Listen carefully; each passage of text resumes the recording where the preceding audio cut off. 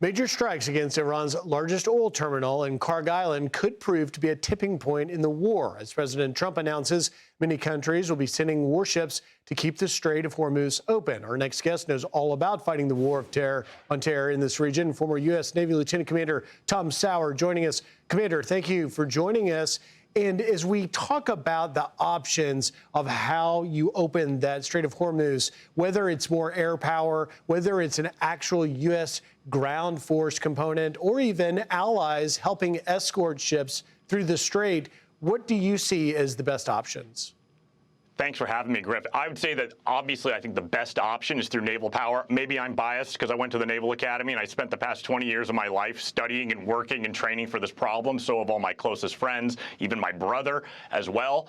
And we've got task forces that have been around longer than I've been alive, dedicated solely to keeping the Strait of Hormuz clear. And a lot of those guys, friends of mine I talk to, are getting ready to ramp it up right now.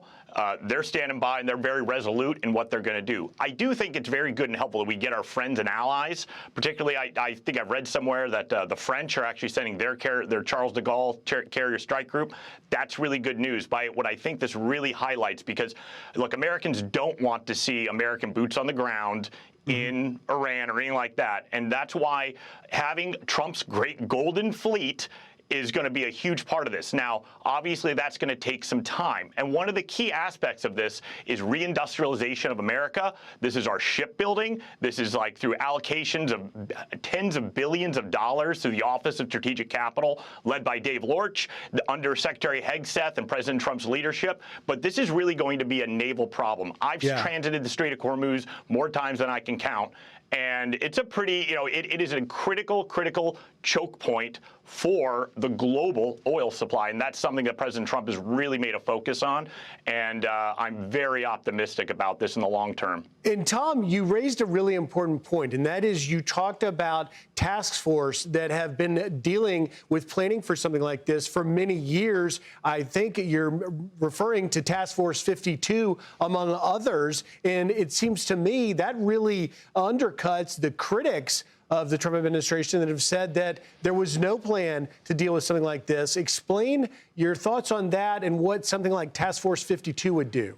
Now, yeah, whenever I heard that, you might have seen a post of mine on X last night that was just saying it's absolutely laughable. Now, granted, Task Force 52, which my little brother was the operations officer for just a few years ago, was dedicated solely to clearing the strait. Now, since then, very recently, it's merged with the Destroyer Squadron Task Force, Task Force 55. But you also have Task Group 56.1, which is Navy EOD, my former occupation, so I'm a little biased towards these guys, using EOD divers, unmanned underwater vehicles, that's dedicated as well to clearing the strait. So this is a constant problem. This is something that my buddies and I have been reading about and talking about and planning for quite literally since we were midshipmen at the Naval Academy together. I mean, this is the whole concept. This is not like some new idea where we're thinking, what happens if Iran were to close the strait? There are entire operation plans, what we call O plans in the business,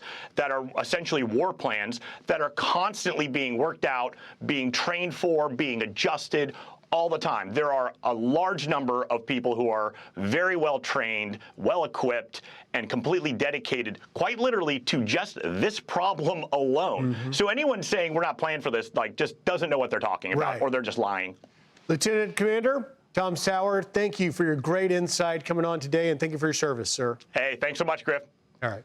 I'm Steve Ducey. I'm Brian Kilmeade. And I'm Ainsley Earhart. And click here to subscribe to the Fox News YouTube page to catch our hottest interviews and most compelling analysis.